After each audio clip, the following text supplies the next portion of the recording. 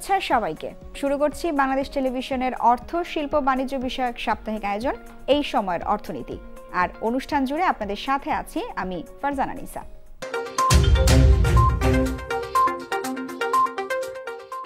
মূল অনুষ্ঠানে যাওয়ার আগে দর্শক দেখে নেওয়া যাক কি কি থাকছে আমাদের এই পর্বে।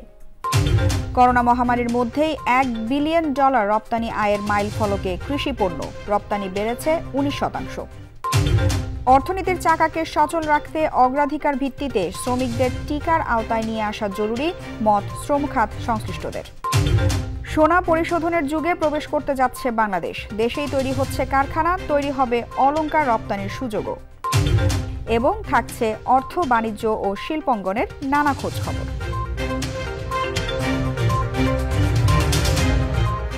করোনা মহামারীর মধ্যেই $1 বিলিয়ন বা $100 কোটি রপ্তানি আয়ের মাইল ফলকে পৌঁছে গেছে কৃষি পণ্য। বিদায়ী 2020-21 অর্থ বছরে বাংলাদেশ থেকে $102 কোটি 81 লাখ কৃষি পণ্য রপ্তানি হয়েছে। তার মধ্যে প্রক্রিয়াজাত খাদ্যপণ্যের হিস্সাই বেশি। রপ্তানিকারকেরা বলছেন, দেশে কৃষি প্রক্রিয়াজাত খাদ্যের সম্ভাবনা ব্যাপক। রপ্তানি বাড়াতে হলে কৃষিকে আরও বেশি উৎপাদনমুখী করতে হবে। রপ্তানি উন্নয়ন ব্যুরো ইপিবি তথ্য অনুযায়ী 10 বছর আগেও কৃষি পণ্যের রপ্তানি আয় ছিল মাত্র $40 কোটি। 4 বছর ধরে খাতটির রপ্তানি আয় বাড়ছে। অবশ্য করোনার কারণে গত 2019-20 অর্থ বছরে এ খাতের রপ্তানি 5% কমেছিল। বিদায়ী 2020-21 অর্থ বছরে বাংলাদেশ থেকে $102 কোটি 81 লাখ কৃষি পণ্য রপ্তানি হয়েছে। তার মধ্যে প্রক্রিয়াজাত খাদ্যপণ্যের হিস্সাই বেশি। খাতটির রপ্তানি আয় বেড়েছে 19%, যদিও পুরো বছরটি করোনা মহামারীর মধ্যেই কেটেছে।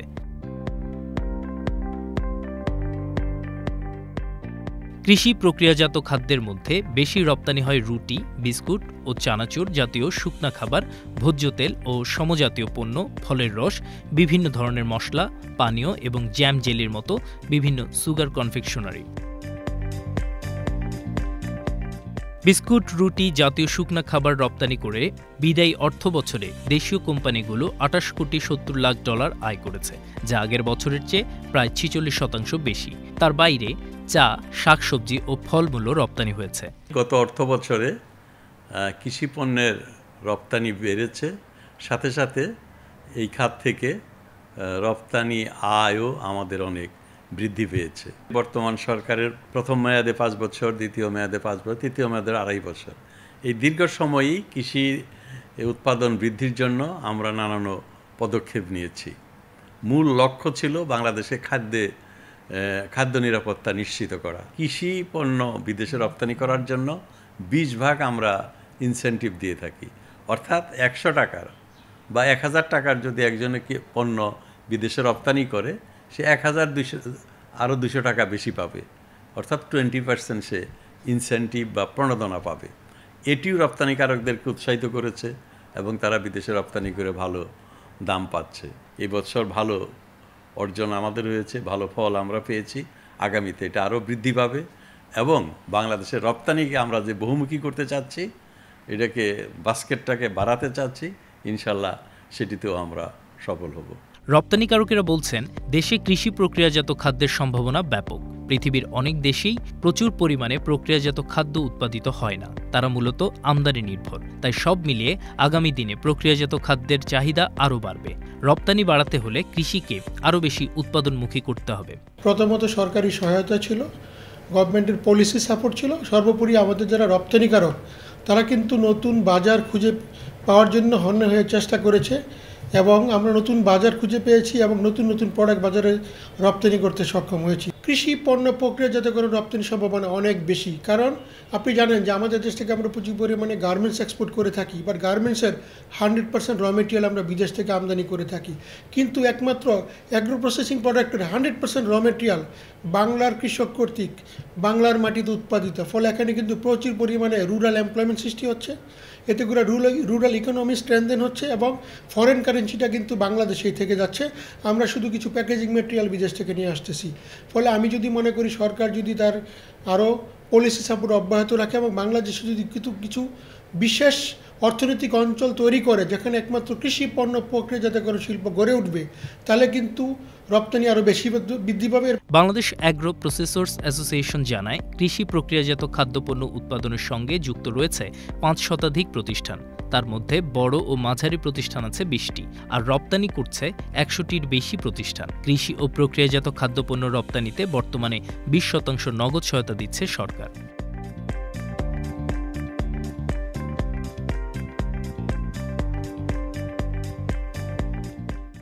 করোনা মহামারীর মধ্যে শ্রমজীবী ও নিম্ন আয়ের মানুষের জন্য সরকার নগদ সহায়তা, ত্রাণ বিতরণ সহ নানা কার্যক্রম পরিচালনা করছে। প্রাতিষ্ঠানিক খাতের শ্রমিকদের বেতন ভাতা নিশ্চিত করতে রপ্তানিমুখী শিল্পের জন্য প্রণোদনা ও ঋণ সহায়তা প্রদান করেছে। সংশ্লিষ্টরা বলছেন, অর্থনীতির চাকাকে সচল রাখতে অগ্রাধিকার ভিত্তিতে শ্রমিকদের টিকার আওতায় নিয়ে আসা জরুরি। করোনা মহামারীর কারণে গভীর সংকটে পড়ে শিল্প প্রতিষ্ঠান সহ দেশের শ্রমজীবী মেহনতি মানুষ। এ পরিস্থিতিতে সরকার শ্রমজীবী মানুষের পাশে থেকে নগদ সহায়তা, ত্রাণ বিতরণ সহ নানা কার্যক্রম পরিচালনা করছে। অর্থনীতির চাকাকে সচল রাখতে সরকার ঘোষণা করে বিশেষ প্রণোদনা প্যাকেজ।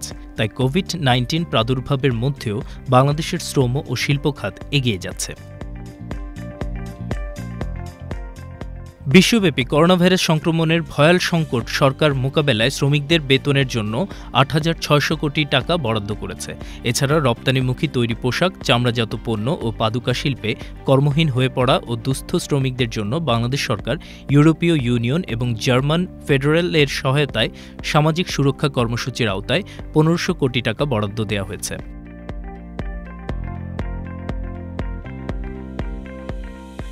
সর্বশেষ করোনা ভাইরাসের কারণে সংকটে পড়া নিম্ন আয়ের মানুষের সহায়তায় ৩,২০০ কোটি টাকার আরও ৫টি নতুন প্রণোদনা প্যাকেজের ঘোষণা দেন প্রধানমন্ত্রী শেখ হাসিনা। প্রণোদনা প্যাকেজগুলোর আওতায় শহর এবং গ্রামাঞ্চলের ক্ষতিগ্রস্ত নিম্ন আয়ের মানুষের জন্য নগদ এবং অন্যান্য সহায়তার ব্যবস্থা রাখা হয়েছে। সবই ভালো, কিন্তু কথাটা হচ্ছে আজকে বিশেষ করে শ্রমিকদের জন্য যখন দেয়া হচ্ছে, সেই জন্য এখানে দরকার হচ্ছে ট্রেড ইউনিয়নগুলোকে সংযুক্ত করা।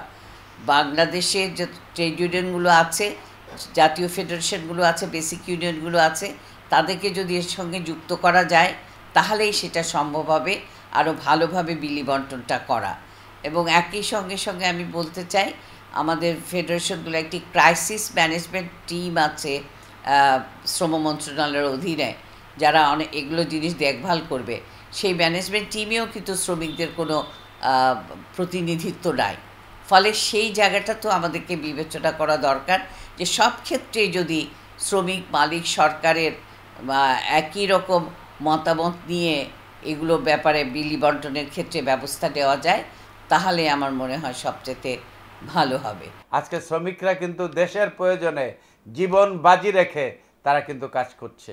আজকে মালিকদের উচিত স্বাস্থ্যবিধি মেনে 1 মিটার দূরত্ব ব্যবধান রক্ষা করে, মাস্ক পরিধান করে, আপনার হাতে গ্লাভস পরে এবং আপনাকে ভাইরাস শাটার দিয়ে তার বডি স্প্রে করে মিলে ঢুকানো উচিত। সার্বিকভাবে ১,২৫,০০০ কোটি টাকা তিনি টোটাল আপনার জাতির জন্য আপনার অর্থ ব্যয় তিনি সঞ্চিত রেখেছেন এবং সেগুলো পর্যায়ক্রমে আপনার যেসব জায়গায় আপনার দেওয়া দরকার, ভর্তুকি দেওয়া দরকার দিয়ে তিনি দেশের মানুষকে রক্ষা করার চেষ্টা করছেন। শ্রমখাত সংশ্লিষ্টরা বলছেন, করোনা মহামারীর মধ্যে অর্থনীতির চাকাকে সচল রাখতে অগ্রাধিকার ভিত্তিতে শ্রমিকদের টিকার আওতায় নিয়ে আসা জরুরি। টিকা যেমনি করে ডাক্তারদেরকে অগ্রাধিকার দিয়েছে, ঠিক তেমনি করে শ্রমিকদেরকে, যারা আজকে মিল কারখানায় কাজ করছেন, যারা দেশের স্বার্থে, দেশের প্রয়োজনে, যারা গার্মেন্টস, আরএনজি সেক্টর বাংলাদেশের হাইয়েস্ট এক্সপোর্ট ওরিয়েন্টেড একটি সেক্টর, সেই গার্মেন্টসটাকে আপনার আজকে চালু রাখা হয়েছে যাতে দেশের অর্থনীতির কোনো বিধ্বস্ত না হয়। সেই কারণে সেই গার্মেন্টস শ্রমিকদেরকে টিকা প্রথম দিকে দেওয়া দরকার। গার্মেন্টসগুলোতে টিকা দেওয়ার কাজ শুরু হয়েছে, গাজীপুর থেকে শুরু হয়েছিল। আমরা শুনেছিলাম একদিনে 12,000 শ্রমিককে টিকা দেওয়া হয়েছে। এটা অত্যন্ত ভালো উদ্যোগ এবং এখানে বয়সও শিথিল করতে হবে, কারণ গার্মেন্টস সহ অন্যান্য জায়গায় আমাদের শ্রমিকরা 30 না তার নিচেও কাজ করে। সুতরাং 18 বছর পর্যন্ত টিকা নেওয়ার ব্যবস্থা গ্রহণ করা এবং সমস্ত জায়গায় তাদেরকে টিকা দেওয়ার একটা বিভিন্ন প্রতিনিধিত্বের মাধ্যমে যদি করা যায়, সংগঠনের মাধ্যমে যদি করা যায়, বেসরকারি সংস্থাগুলোর মাধ্যমে যদি করা যায়, ট্রেড ইউনিয়নের মাধ্যমে যদি করা যায়, তারা বিভিন্ন সেন্টারে সেখানে তাদের নিবন্ধন করবে এবং নিবন্ধন করে টিকা দেওয়ার একটা ব্যবস্থা করে নেবে, তাহলেই এটা ভালোভাবে ব্যবস্থাটা গ্রহণ করা যাবে। কোভিড-19 সংক্রমণের বিদ্যমান পরিস্থিতিতে ক্রাইসিস ম্যানেজমেন্ট কমিটির মাধ্যমে শ্রম পরিস্থিতি মোকাবেলা সহ কোভিড-19 প্রতিরোধ ও সচেতনতা বৃদ্ধিতে প্রাতিষ্ঠানিক ও অপ্রাতিষ্ঠানিক শ্রমিকদের জন্য চালু রয়েছে বিশেষ টেলিমেডিসিন সেবা।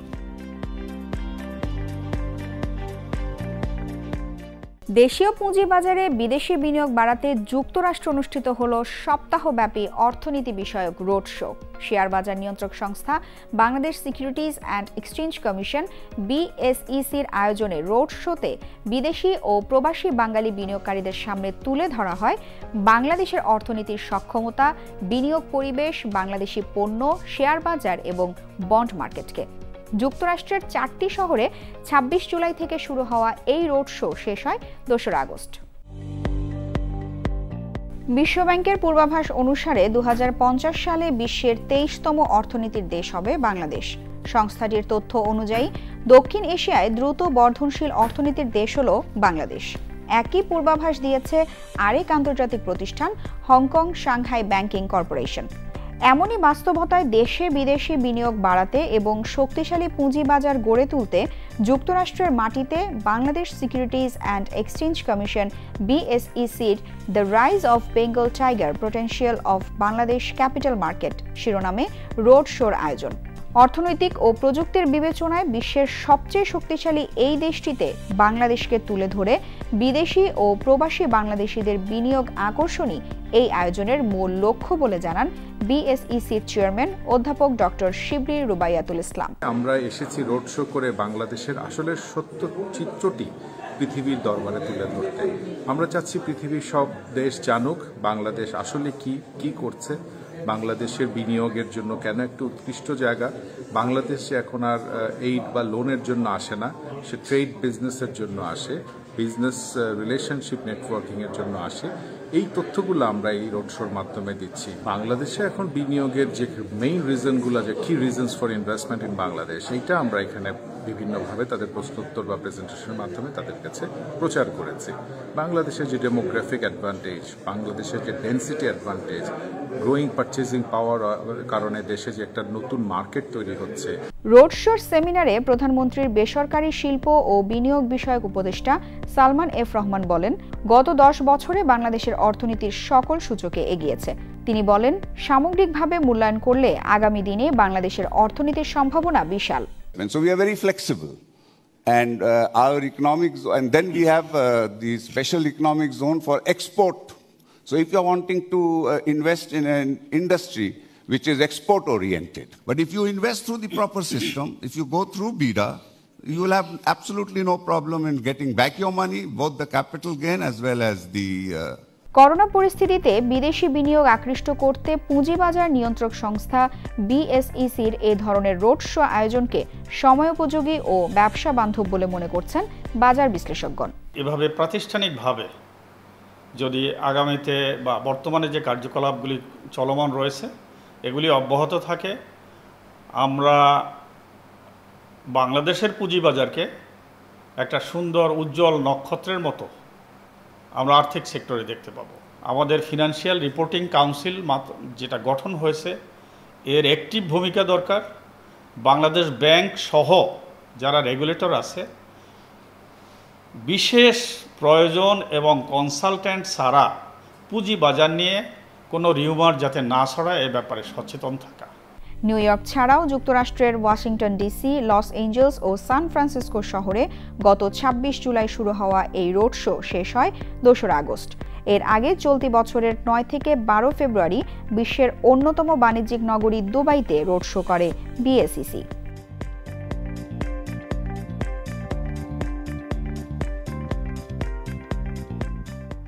সোনা পরিশোধনের যুগে প্রবেশ করতে যাচ্ছে বাংলাদেশ। এজন্য কারখানা তৈরি হতে যাচ্ছে দেশে। অপরিশোধিত ও আংশিক পরিশোধিত সোনা আমদানির পর তা কারখানায় পরিশোধনের মাধ্যমে সোনার বার ও কয়েন উৎপাদন করা হবে। সেগুলো রপ্তানির পাশাপাশি দেশে অলংকার তৈরিতে ব্যবহৃত হবে। পাশাপাশি অলংকার রপ্তানির সুযোগও সৃষ্টি হবে।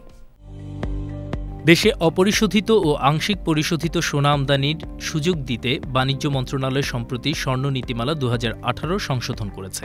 সেই আলোকে বাংলাদেশ ব্যাংক সোনা পরিশোধনের জন্য লাইসেন্সপ্রাপ্ত প্রতিষ্ঠানগুলো কিভাবে সোনা আমদানির অনুমতি পাবে সে বিষয়ে প্রজ্ঞাপন জারি করেছে। বাংলাদেশ জুয়েলার্স সমিতির নেতারা বলছেন, দেশের শীর্ষস্থানীয় শিল্পগোষ্ঠী বসুন্ধরা গ্রুপ গত বছর সোনা পরিশোধনের কারখানা স্থাপনের অনুমতি চেয়ে বাণিজ্য মন্ত্রণালয়ে আবেদন করে। এরপরই মন্ত্রণালয় এই বিষয়ে উদ্যোগ নেয় এবং স্বর্ণ নীতিমালা সংশোধন করে।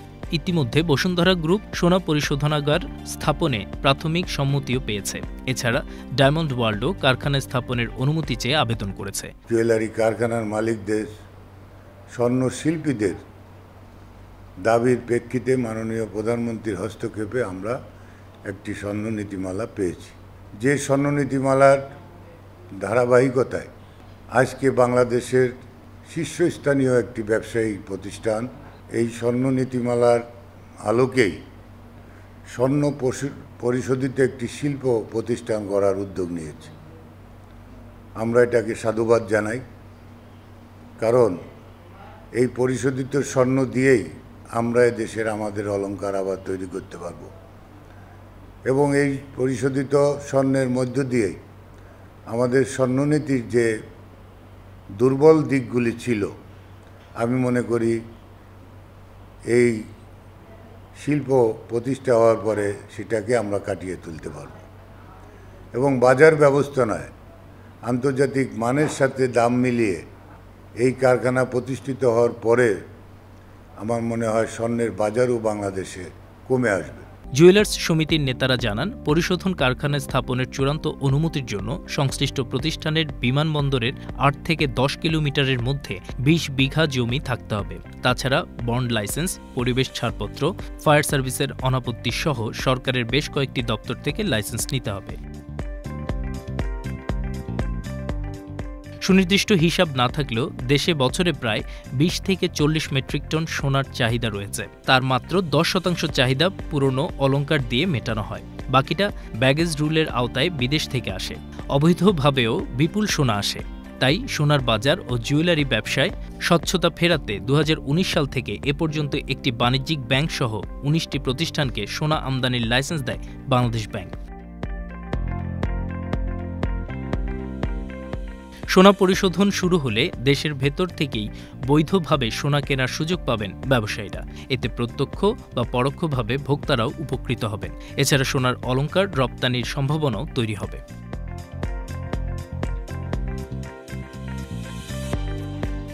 প্রিয় দর্শক, এবারে দেখে আসি এ সপ্তাহের বৈদেশিক মুদ্রার বিনিময় হার ও স্বর্ণবাজার।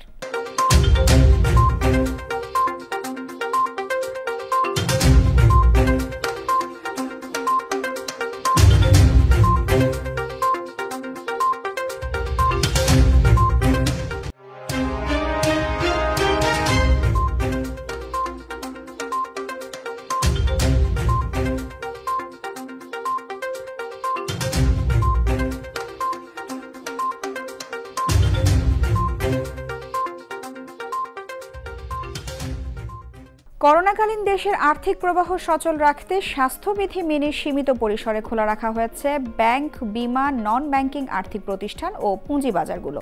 করোনার প্রভাবে বিশ্বের বিভিন্ন দেশে অর্থনৈতিক স্থবিরতা দেখা দিলেও বাংলাদেশের প্রেক্ষাপটে তা দেখা যায়নি সরকারের সময়োপযোগী সাহসী সিদ্ধান্তের ফলে। করোনা ভাইরাসের বিস্তার রোধে গত ২৩ জুলাই থেকে ফের শুরু হয় কঠোর লকডাউন। তবে দেশের ব্যবসা বাণিজ্য, আর্থসামাজিক ব্যবস্থা ও আর্থিক প্রবাহ সচল রাখতে স্বাস্থ্যবিধি মেনে সীমিত পরিসরে খোলা রয়েছে ব্যাংক, বিমা সহ আর্থিক প্রতিষ্ঠানগুলো। ফলে অর্থনৈতিক সচলতার পাশাপাশি উপকৃত হচ্ছেন সাধারণ গ্রাহকরা। খোলা রাখলে পরে অবশ্যই সুবিধা। আজকে যদি বন্ধ থাকতো তাহলে মনে করেন আমার সামান্য ব্যবসা হইতো, এই ব্যবসাটা আমি পাইতাম না। প্রতিদিন না খুলে সপ্তাহে 2 দিন বা 3 দিন এটা মানে কন্টিনিউ করার দরকার নেই। মানুষের একদম জরুরি যখন দরকার তখন হয়তো ব্যাংকে আসলো।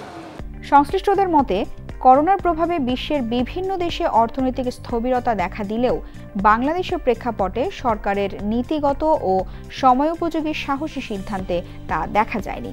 করোনাকালীন ব্যাংকিং সেবা চালু করার জন্য মাননীয় প্রধানমন্ত্রী যে নির্দেশনা প্রদান করেছেন, সেই আলোকে বাংলাদেশ ব্যাংক সকল ব্যাংকের উপর একটি নির্দেশনা জারি করেছে।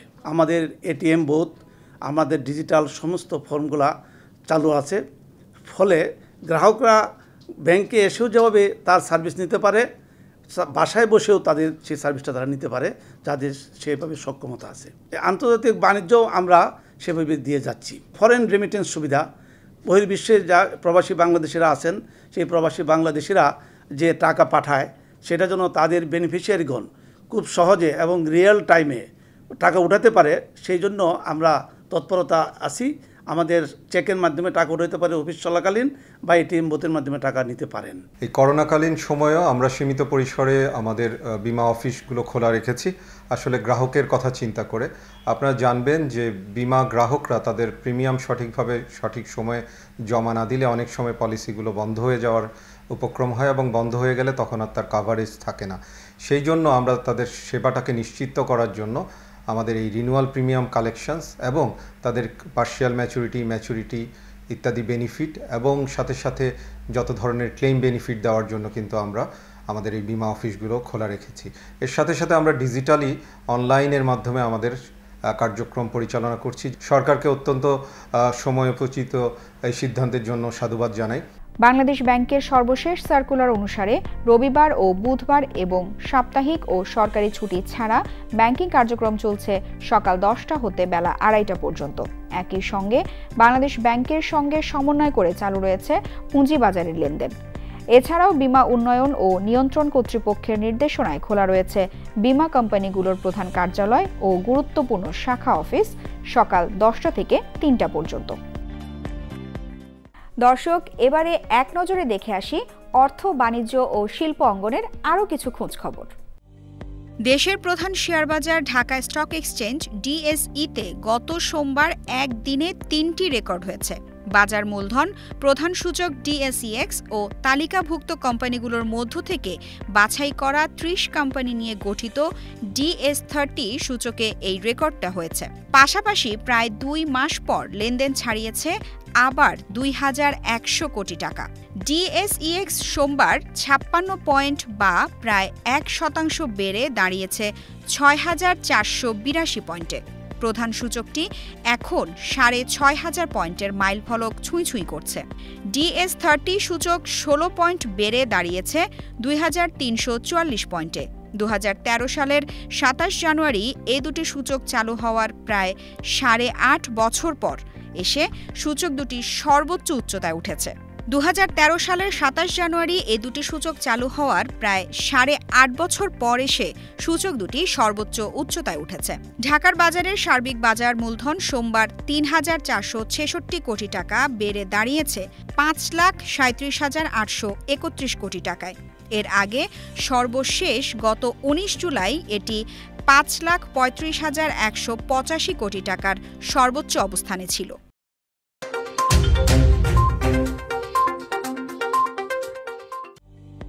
এলএনজি সরবরাহের লক্ষ্যে দেশের জ্বালানি তেল আমদানিকারক ও সরবরাহকারী প্রতিষ্ঠান Summit oil and shipping company limited ও যুক্তরাষ্ট্রের কমনওয়েলথ এলএনজির মধ্যে একটি সমঝোতা স্মারক এমওইউ সই হয়েছে। সম্প্রতি ওয়াশিংটনের বাংলাদেশ দূতাবাসে প্রধানমন্ত্রীর বিদ্যুৎ, জ্বালানি ও খনিজ সম্পদ বিষয়ক উপদেষ্টা ড. তৌফিক ইলাহি চৌধুরীর উপস্থিতিতে এই চুক্তি সই হয়। এই এমওইউর আওতায় সামিট গ্রুপের অঙ্গ প্রতিষ্ঠান সামিট ওয়েল অ্যান্ড শিপিং 20 বছর পর্যন্ত লুসিয়ানার ক্যামেরনে অবস্থিত কমনওয়েলথের 8.4 MTPA ক্ষমতা সম্পন্ন অবকাঠামো থেকে এলএনজি ক্রয় করতে পারবে। প্রতি বছর 10 লাখ টন পর্যন্ত এলএনজি কিনতে পারবে বাংলাদেশি প্রতিষ্ঠানটি। দর্শক, কেমন লাগলো আমাদের আজকের আয়োজন? আশা করি ভালো লেগেছে। আমাদের অনুষ্ঠান সম্পর্কে কোনো মতামত থাকলে জানাতে নিশ্চয়ই ভুলবেন না। আমাদের সঙ্গে যোগাযোগের ঠিকানা: প্রযোজক এই সময়ের অর্থনীতি, কক্ষ নং 3006, বাংলাদেশ টেলিভিশন, টেলিভিশন ভবন, রামপুরা, ঢাকা। ইমেল করতে পারেন এই সময়ের অর্থনীতি @gmail.com এই ঠিকানায়। এছাড়া ভিজিট করতে পারেন বিটিভির ফেসবুক পেজ বাংলাদেশ টেলিভিশন -বিটিভিতে। আজ এ পর্যন্তই, দেখা হবে আগামী পর্বে অর্থনীতির নানা আয়োজন নিয়ে। সবাই সুস্থ ও নিরাপদে থাকুন আর করোনা ভাইরাস থেকে বাঁচতে স্বাস্থ্যবিধি মেনে চলুন। খোদা হাফেজ।